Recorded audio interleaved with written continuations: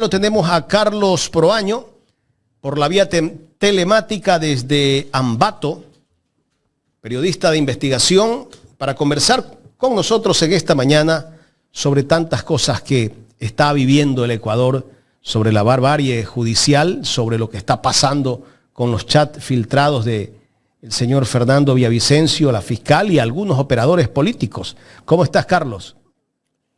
Bien, gracias. Parece que hemos venido uniformados. Bueno, tu saco es un poco más claro, ¿no? El mío es negro, negro. Pero ahí... La camisa parece, también, ¿no? Ahí parece.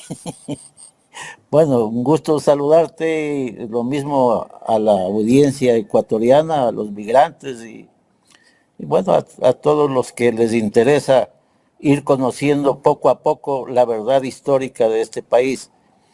Porque como tú tienes la certeza de expresarle al pueblo ecuatoriano y a la gran audiencia de Ecuador en directo de que trabajas y hablas con la verdad, pues igualmente yo me fundamento en la verdad y lo que se trata es de ir desenmascarando, porque lamentablemente la historia del Ecuador se ha ido perdiendo.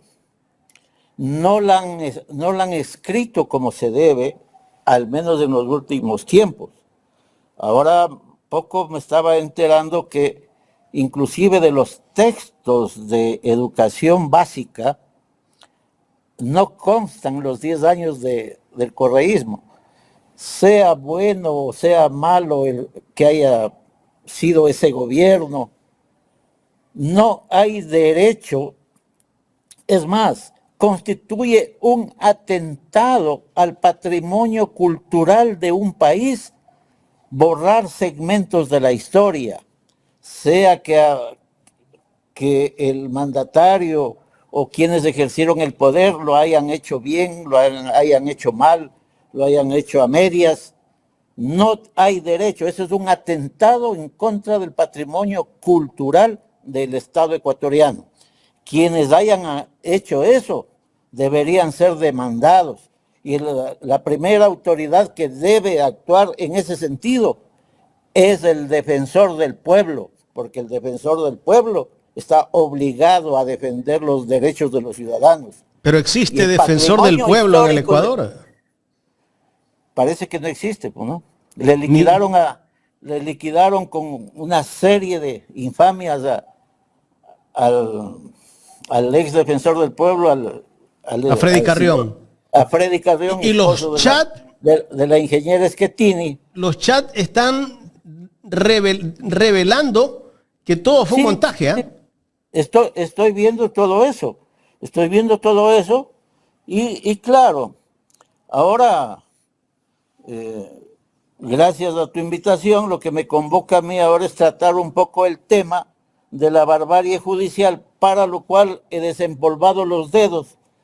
Estaba acostumbrado a escribir editoriales todos los días para los periódicos donde trabajé y ahora me puse a hacer un pequeño editorial especial para Ecuador en directo sobre la barbarie judicial que está viviendo el Ecuador, ya que se está desmantelando toda la institución del Estado. Pero bueno, sin más preámbulos, voy a permitirme leer un texto que no durará más de unos 4 o 5 minutos. Avancemos porque se va la luz. Y vamos, sí, porque hasta las 9 tengo energía aquí. El texto dice, barbarie judicial. Autor, el suscrito Carlos Proaño Rodríguez, para Ecuador en directo. Con inusitada fiereza, el poder ejecutivo del Ecuador, mediante antidemocrático e inmoral complot con los tribunales de justicia y una sarta de delincuentes de alquiler que fungen de asambleístas, entre comillas, atenta contra la institucionalidad democrática del Estado constitucional de derecho. Situación irracional que el pueblo ecuatoriano deberá rechazar con firmeza. En el Ecuador siempre hemos tenido un poder judicial al servicio de la clase política corrompida, pero los actuales, como los del Tribunal Contencioso Electoral, Tribunal Constitucional, Contralor, Defensor del Pueblo y otros que por hoy me reservo están provocando abierta y descaradamente al pueblo. Cabe recordar, por ejemplo, que durante el gobierno de León Febres Cordero, el Congreso Nacional, haciendo uso de su facultad constitucional, designó a la nueva Corte Suprema de Justicia. El presidente Febres Cordero ordenó a las Fuerzas Armadas que rodeen con tanques de guerra el edificio de la Corte Suprema de Justicia para burlarse de la Constitución de la República e imponer mediante el uso irracional de la fuerza a los magistrados obedientes a sus particulares intereses. Lo propio hicieron Lenín Moreno y Julio César Trujillo, valiéndose de una mentirosa consulta popular que con el apoyo del ingenuo pueblo ecuatoriano iniciaron la destrucción brutal del sistema judicial, ahora convertidos en sicarios de estos tres últimos gobiernos que ostentan las mismas mañas, corruptos, violentos e incapaces, quienes en lugar de gobernar se han dedicado durante estos últimos 7 años a vilipendiar, amenazar, enjuiciar a los titulares de los gobiernos seccionales, electos mediante votación popular, para humillar, destituir y encarcelar, como ahora lo está ejecutando este gobierno que preside Daniel Noboa, en contra del alcalde de Guayaquil, Alquiles Álvarez, el alcalde de Quito, Pavel Muñoz, incluso en contra de varios candidatos a la presidencia de la República. Y asambleístas que hacen el intento de fiscalizar para frenar el escandaloso atraco de los fondos públicos, aprovechándose infamamente de la crisis energética creada por ellos mismos, ya que su intención es privatizar todo el sistema hidroeléctrico y térmico del Ecuador para vendernos el kilovatio hora al cuádruple de lo que se paga en la actualidad. Finalmente, como periodista con más de medio siglo de trayectoria, me siento en la obligación moral de hacer público mi repudio frontal a este tipo de actitudes propias de gente irracional, inmoral e irresponsable. El pueblo ecuatoriano no puede dejar pasar esta brutal actitud de un gobierno incapaz, corrupto y violento. Entre comillas, la razón natural no pide fuerza, reza un viejo adagio popular. Ecuador, 8 de noviembre de 2024. Ahora sí estoy a tu disposición, mi querido Jaime. Interesante ese editorial, mi estimado Carlos. Aquí pones el dedo en la llaga de todo lo que está pasando en estos últimos años, o lo que ha pasado en estos últimos años hasta la actualidad. A riesgo de que puedan cometer algún atentado contra nuestras vidas, contra la tuya como director, contra los colaboradores tuyos que están en el sede en Guayaquil, contra mí mismo. Siento que he desahogado mi gran frustración de ver a mi querido país, a nuestro querido país, en el despeñadero de la historia, en manos de irresponsables que justamente han llegado al poder, como lo dijo la asambleísta Cabezas, por accidente de la democracia. Y los chats lo están ratificando eso. Si recién terminas de leer lo acontecido entre Yacu Pérez y Lazo, ¿qué habrá acontecido en la última elección para que Daniel Noboa, de 2 a 3 puntos que tenía en las encuestas de todo lado, aparezca en segundo lugar? Y luego toda la tropa mafiosa, y hay que decirlo, incluido Topic, incluido Nebot, Cintia Viteri, todo el tropel de izquierda, de derecha, de centro, se le unieron a Noboa. ¿Por qué sería? Para irse en contra de la candidatura de Luisa González, a quien indirectamente le acusaban del asesinato de Villavicencio. Ahora ya ellos mismos saben, y siempre lo supieron, quién fue quien asesinó a Villavicencio, siempre lo supieron, sino que ahí la corrupción, la inmoralidad Carlos, se hace patente. Y si hubiese una fiscalía, si hubiese una contraloría, si hubiese un procurador general del Estado, un defensor del pueblo, ya debería estar encauzando a mucha gente que está alrededor de esos chats, de esos 5.000 o 9.000 ¿tú chats. crees que la fiscal se va a allanar? ¿La propia fiscal se va a allanar?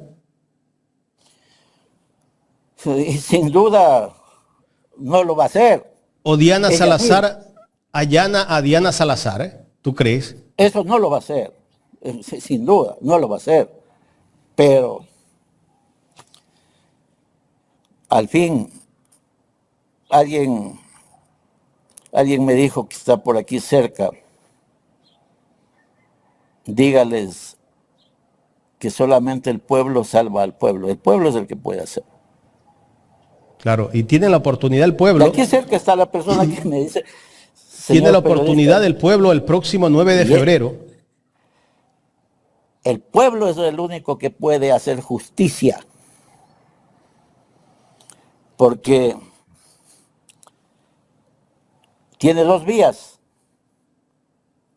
o sublevarse o castigar en las urnas.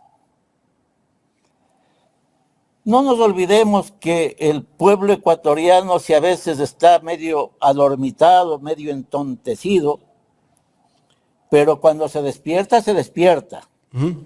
No nos olvidemos que a Lucio Gutiérrez le sacaron casi a patadas, al mismo Bucarán, a Maguad,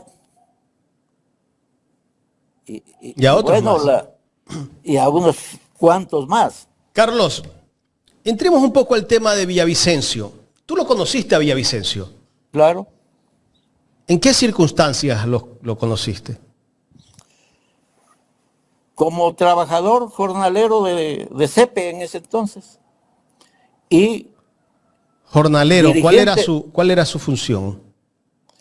jornalero que hacen varias funciones, por ejemplo, integraban en ese entonces, ahora hacen ya en forma más tecnológica, digamos, hacían líneas sísmicas.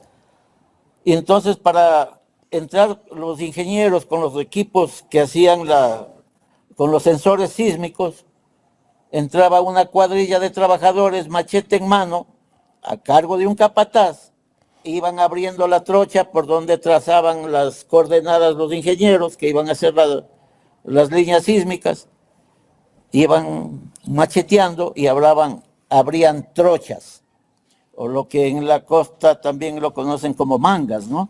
Ajá. En el campo manabita especialmente lo conocen como manga. Por eso hay un nombre que desde Calceta hacia donde está la represa del Daule Peripa, hay una trocha que le llaman la manga del cura, porque fue un Sí, sí, sí. cura con un grupo de campesinos abriendo la trocha. Entonces, la manga del La cura. manga del cura. Ese fue el trabajo primario de Villavicencio. Y de ahí él se encaramó en la dirigencia. Claro, tenía facilidad de expresión, aunque hablando cualquier cosa, ¿no? Pero tenía facilidad de comunicarse. Entonces les convenció a los dirigentes de FETRACEPE, de la Federación de Trabajadores de CEPE, y fue uno de los dirigentes de FETRACEPE. Vendió 2 o 3 veces, vendió la renuncia. Vendía la renuncia, volvía a ingresar y volvía a vender al siguiente gobierno. Y de eso hay evidencias, hay inclusive uno de los gerentes de CEPE de esa época que todavía está vivo. Él vive en Quito, yo sé quién es. Él es testigo de que Villavicencio hizo un crédito a, a FETRACEPE de algunos cientos de millones de sucres y que nunca los canceló. ¿Tú has podido ver todos los chats?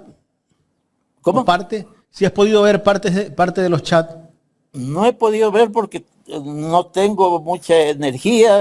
Aquí se va después de que conversé contigo anoche, a unos 20 minutos ya se fue la energía y viene de madrugada y vuelve a cortarse a las 9 de la mañana. Tenemos 10 minutos, 9 y 5.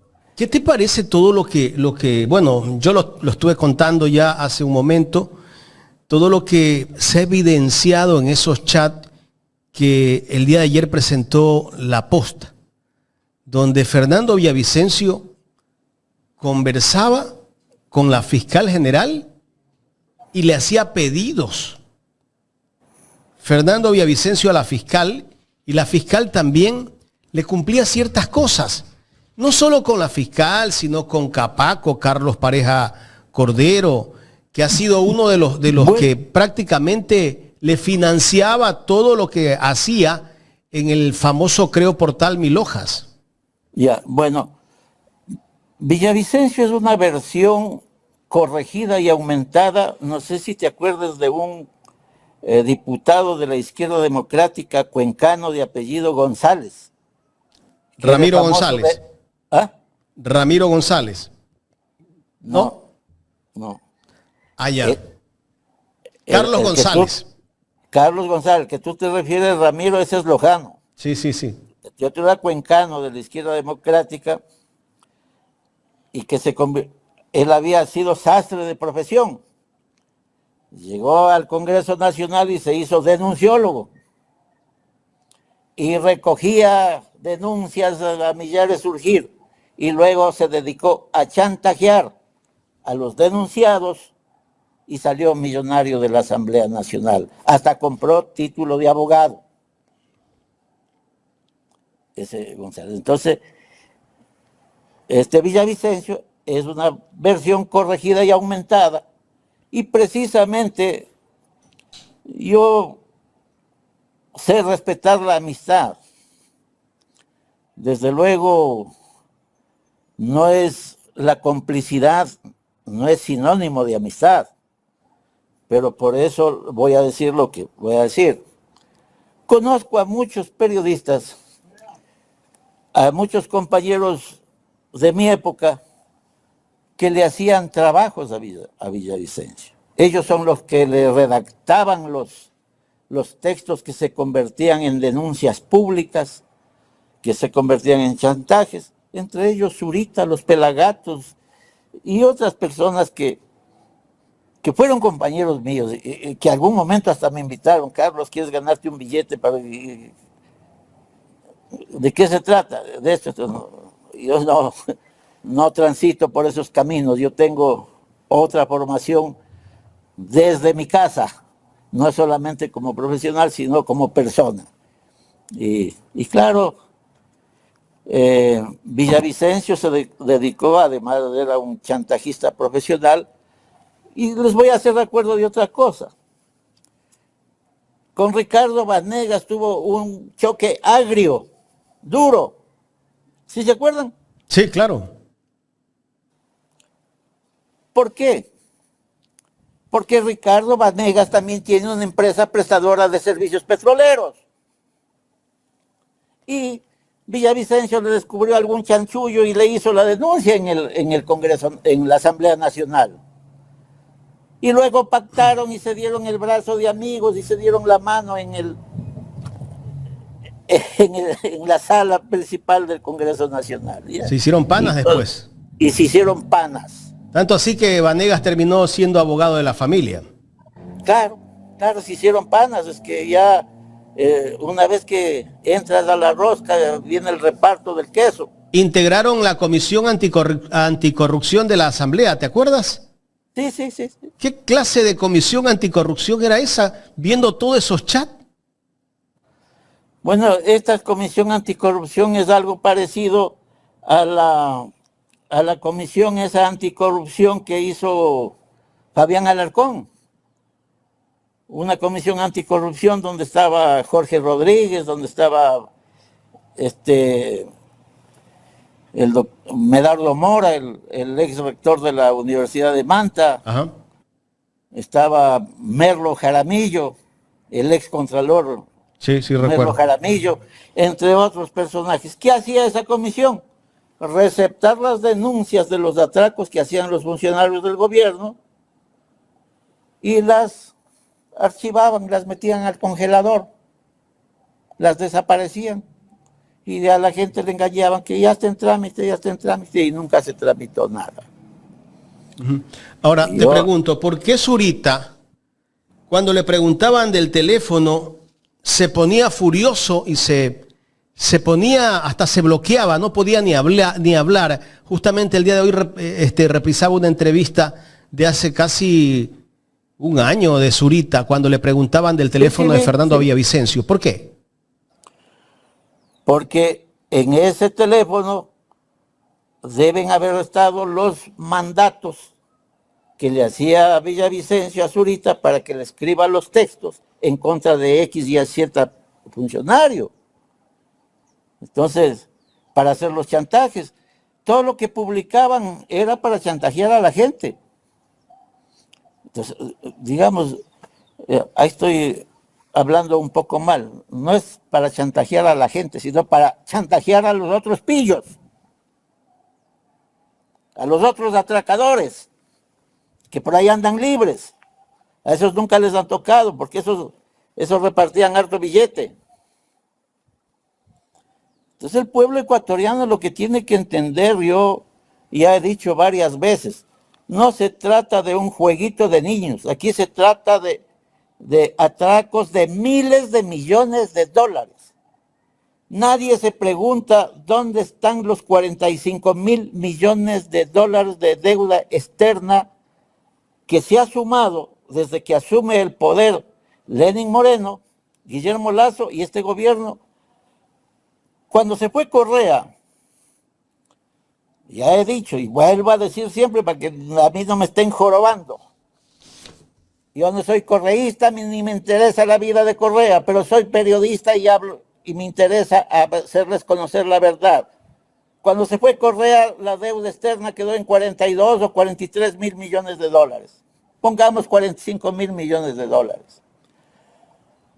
Pero hay obras de Correa que no lo quieran ver. Eso es solamente un farsante, como el caso que también acabo de ver ayer,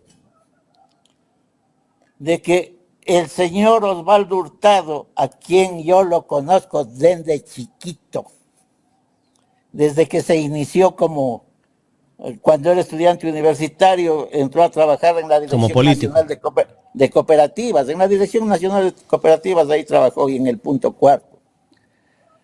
Y creo que yo te mandé una foto que está ahí, yo le estoy entrevistando hace más de 40 años. Parece que sí te mandé en el chat, está una foto. Nos quedan 2 minutos, Carlos. Bueno, no sé si... Sí, con esto concluyo. Tengo dos interrogantes rapidísimas, por favor. Osvaldo Hurtado se permite decir que él fue quien construyó el sistema hidroeléctrico Paute.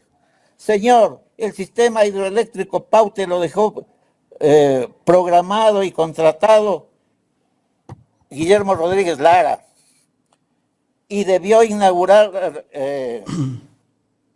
Roldós, pero asimismo por un accidente de la democracia, por un accidente donde perdió la vida el presidente Roldós, su esposa y sus edecanes, que nunca fue aclarado, por un accidente y por una desgracia de la vida, llegó a ser presidente Osvaldo Hurtado. Si no, no hubiese pasado de ser el segundón de Roldós y ahí hubiese acabado su carrera. Bueno, 2 preguntas, rapidísimo. Ojalá puedas respondérmelas, porque se te va la luz.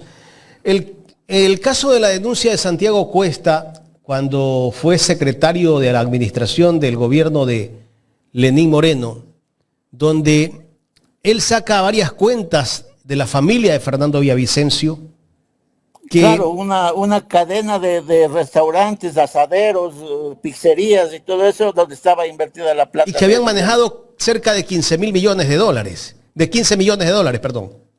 15 millones de dólares, por ahí aproximadamente. Sí, correcto. Nunca, nunca se pudo aclarar eso porque simplemente los dos bandos, como el un pícaro con el otro pícaro, ya no se pueden sacarse los cueros al sol por completo, decidieron mutis por el foro, se cayó el Cuesta y se cayó Villavicencio y no hablaron más del tema. ¿Ya? Ahora la otra, rapidísimo. ¿Por qué la prensa no saca todo esto de los chats? Porque también son parte del sainete, pues. También son parte del reparto. También reciben dinero por debajo de la mesa. A mí me han ofrecido. Se le fue la luz. Bueno, gracias a Carlos Proaño.